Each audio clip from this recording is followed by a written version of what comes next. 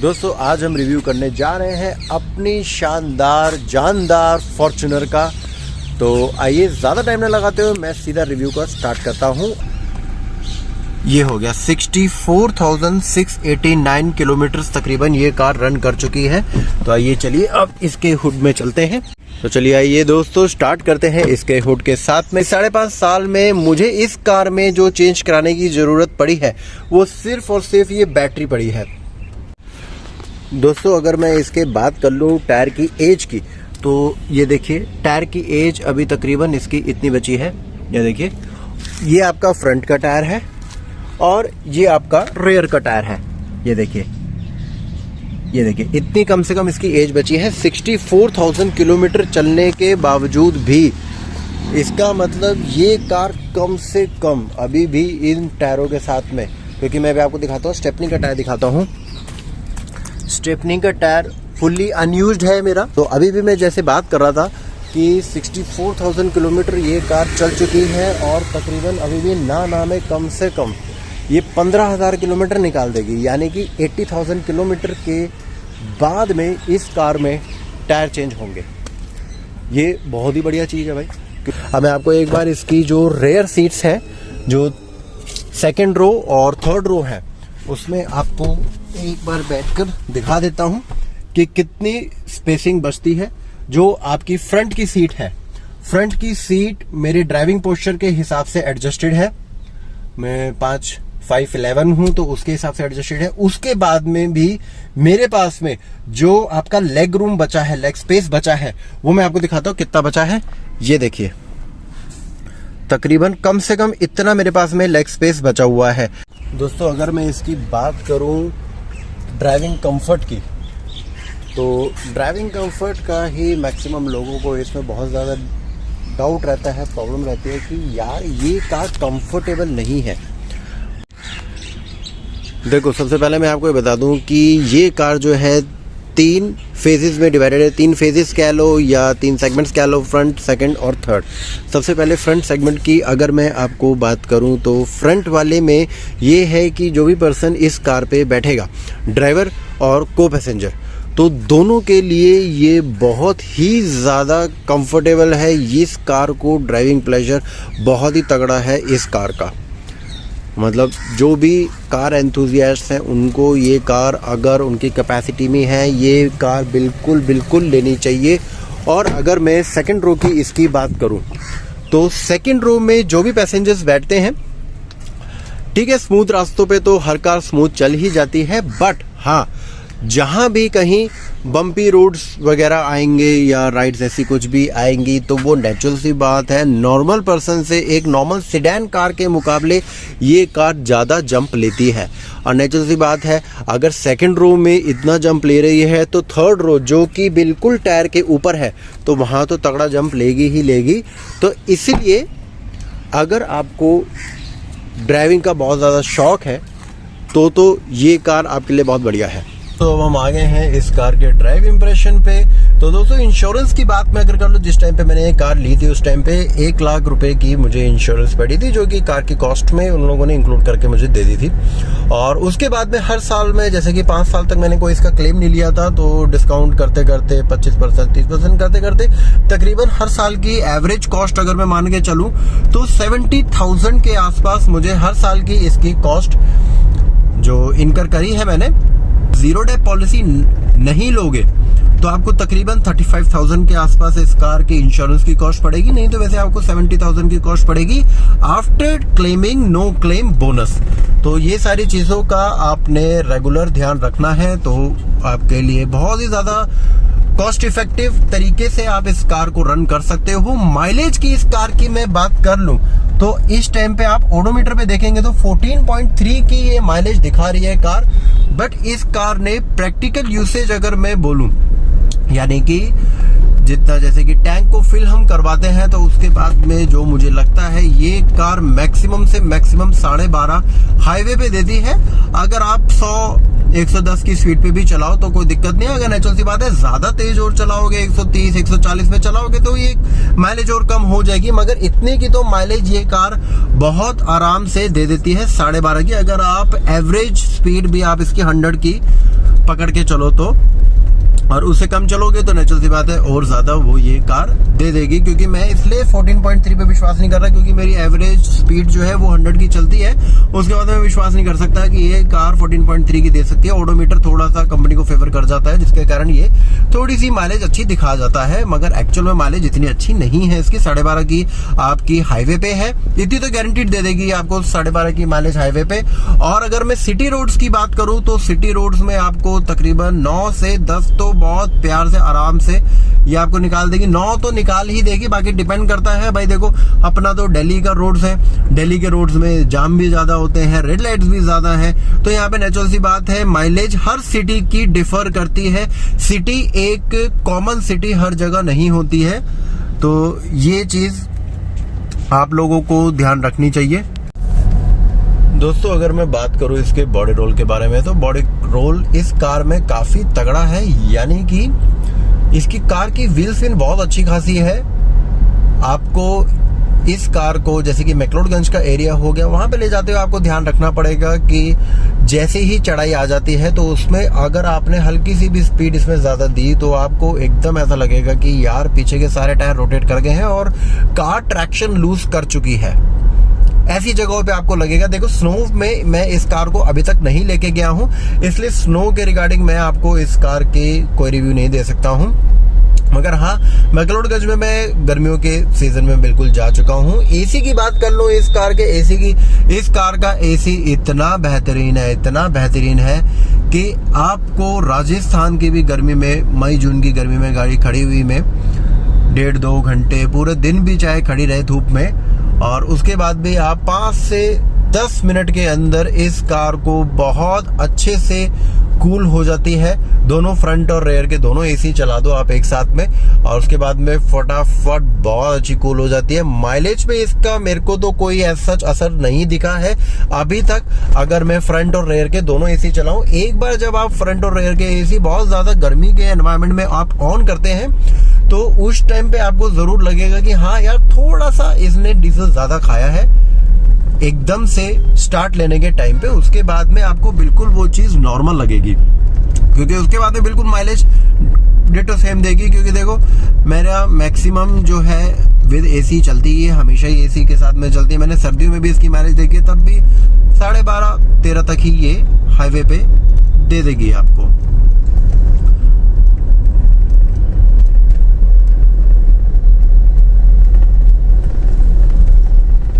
बाकी दोस्तों इस कार की ड्राइवेबिलिटी इतनी अच्छी है कि मैं आपको ये बताऊं कि जितनी भी कार में हल्की फुल्की जो नॉइस है वो नॉइस बहुत ही ज्यादा अच्छी लगती है। नॉइस मतलब रोड की नॉइस आती है अराउंड आप 6th गियर पे जब आप एक बार कार को डाल देते हैं तो 6ठे गियर के बाद में कार में बिल्कुल भी आउटर नॉइस खत्म हो जाती है, इंजन की नॉइस खत्म हो जाती है। जो टायर्स की, क्योंकि टायर्स अब पुराने हो चुके हैं तो टायर्स और जो रोड की नॉइस होती है वो हल्की फुल्की कार में जरूर आपको फील हो सकती है। जो आपको इसकी पावर देखने को मिलेगी, यानी कि जो आपको इसकी नॉइस देखने को मिलेगी वो आपको फर्स्ट गियर, सेकंड गियर या मैक्सिमम 3rd गियर तक मिलेगी, क्योंकि उस टाइम पे स्पीड ले रही होती है। मुझे एक बात इस कार की बहुत अच्छी लगती है कि ये कार एकदम से बहुत ज्यादा हाई पिकअप नहीं लेती है, क्योंकि जिस तरीके से आजकल BMW और मर्सिडीज कार्स में आ रहा है कि जरा सा आपने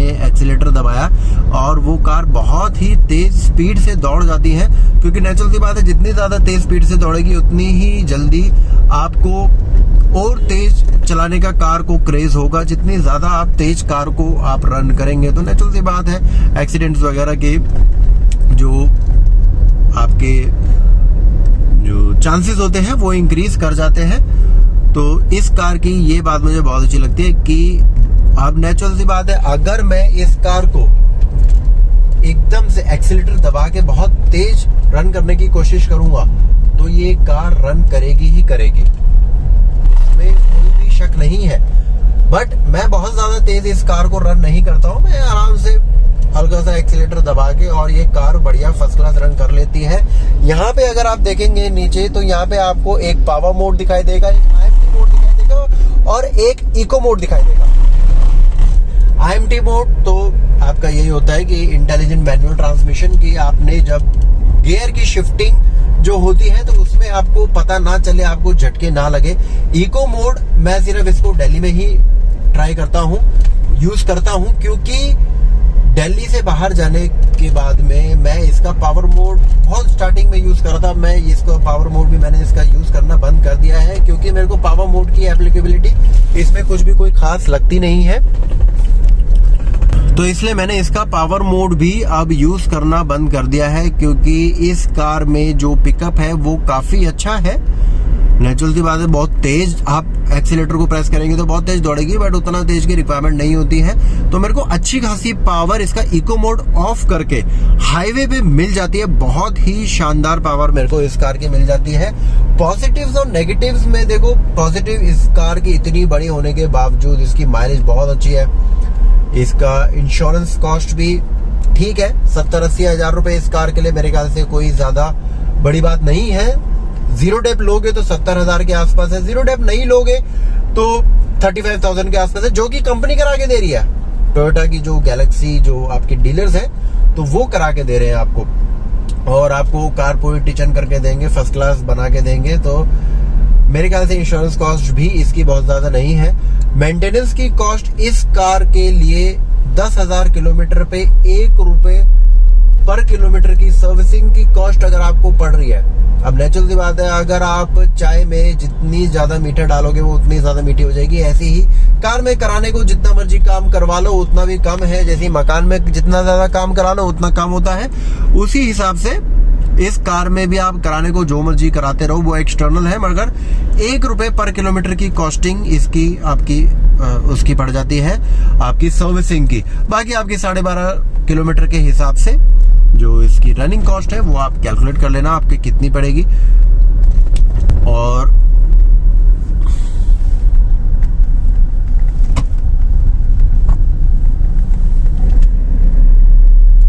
अभी जैसे दोस्तों ट्विस्ट एंड टर्न्स आया, मुझे एक चीज और याद आई है कि इसका रोड पे कंट्रोल कितना है, मैं आपको ये भी जरूर बताऊंगा।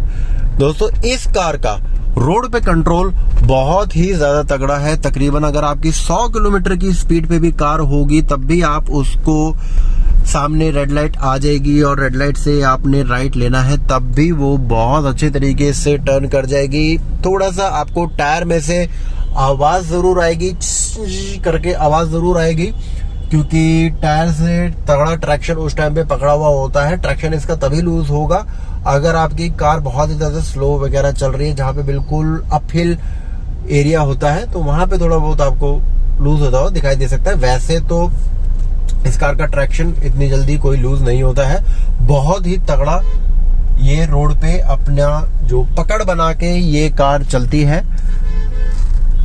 फाइनल वर्डिक्ट पे आ जाते हैं कि कार एक्चुअल में मतलब 5.5 साल में मुझे पसंद आई है या नहीं आई है।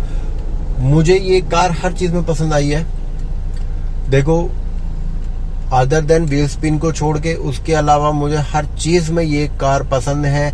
इसका एसी ले लो, इसकी माइलेज ले लो, इसकी मेंटेनेंस की कॉस्ट ले लो और इसकी ड्राइवेबिलिटी ले लो, क्योंकि मैं मेनली हमेशा ही इसको मैं ही ड्राइव करता हूं, मेरे अलावा सिंगल हैंडेड ही ये ड्रिवन होती है।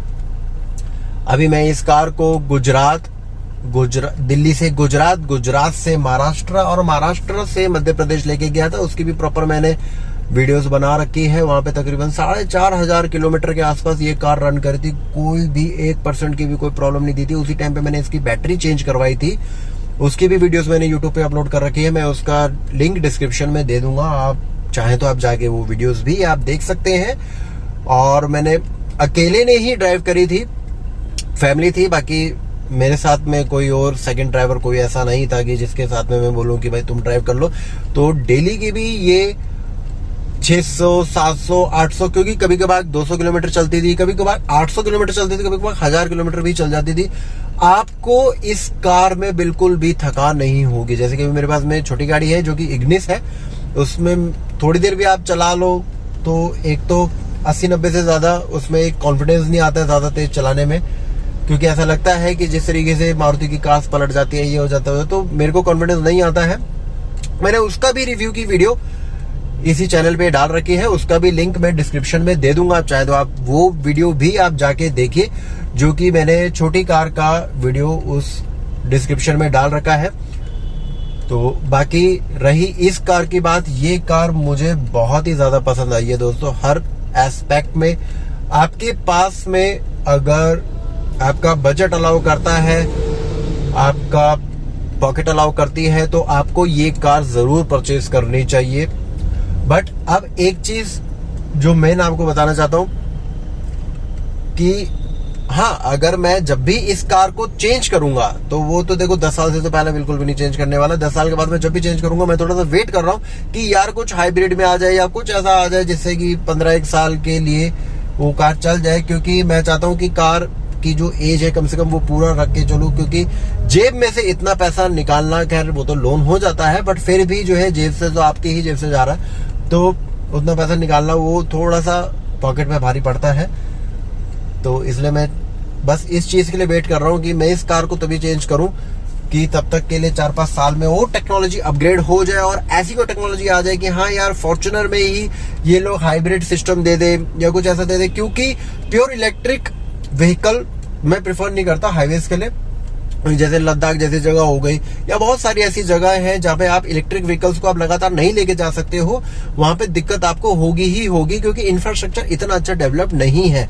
और दूसरी बात, लोग ये कहते हैं कि यार इलेक्ट्रिक व्हीकल लेने में एक फायदा ये है कि आपको 20 मिनट चार्जिंग पे लगते हैं, कि इतने में तो आपको खाना खाने में लग जाता है। मानता हूं मैं, 1 घंटा भी खाना खाने में इंसान को लग जाता है, क्योंकि मगर जहां पे आपको लंच करना है वहां पे वो इलेक्ट्रिक स्टेशंस हैं या नहीं, ये आपको गारंटी नहीं है। वो आप पहले भी चेक करके जाओगे तो गारंटी नहीं है कि वहां पे आपको मिल जाएंगे। तो बहुत सारी ऐसी जगह होती है, इसलिए मैं इलेक्ट्रिक व्हीकल ज्यादा प्रेफर नहीं करता। वैसे इलेक्ट्रिक व्हीकल्स अच्छी होती है, दिल्ली की ड्राइवेबिलिटी या सिटी की ड्राइवेबिलिटी के लिए तो बहुत ही ज्यादा बढ़िया है। आगे तो जब भी इग्निस को चेंज करेंगे तो इलेक्ट्रिक व्हीकल जरूर लेंगे, इलेक्ट्रिक व्हीकल तो उसके लिए लूंगा। बाकी इसको मैं फिलहाल तो चेंज नहीं करना चाहता हूं, क्योंकि इस कार से एक आपको अलग ही, मतलब फॉर्च्यूनर जैसी कार से आपको अलग ही प्यार हो जाएगा, तगड़ा सॉलिड प्यार हो जाएगा। दोस्तों, अगर आपको वीडियो पसंद आए तो आप लाइक एंड सब्सक्राइब का बटन दबाना जरूर याद रखें। मिलते हैं कल एक मोर एक्साइटिंग कार की रेलिवेंट वीडियो के साथ में। तो आज के लिए good bye and take care.